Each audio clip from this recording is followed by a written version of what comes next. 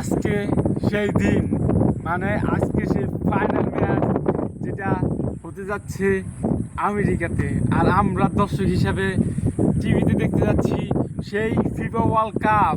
And protect করতেছে, অনুমান করতেছি যে স্পেন এবং আর্জেন্টিনার মধ্যে আর্জেন্টিনাই সেই ওয়ার্ল্ড কাপটা নিতে যাচ্ছে, যেটা 2022 সালে নিয়েছিল। সেমভাবে 2026 সে আর্জেন্টিনা আবার কাপ নিতে যাচ্ছে। আমি খুবই এক্সাইটেড। আর মাত্র কিছু সময় বাকি আছে খেলাটা দেখার জন্য। আমি খুবই আগ্রহী। কিছুক্ষণ পর এই খেলাটা শুরু হতে যাচ্ছে, যেটা খুবই অসাধারণ। আমি আর নিজেকে সামলাতে পারতেছি না খেলাটা দেখার জন্য। আর খেলাটা কিন্তু পরপর টানা দুইবার আর্জেন্টিনা কাপ নিচ্ছে, যেটা খুবই ক্রেজি। এখনও যদিও নেয় নাই আর্জেন্টিনা কাপ, বাট আর্জেন্টিনা নিবে আমি যতটা অনুমান করতে পারতেছি। খেলাটা দেখার জন্য আমি খুবই উত্তেজিত।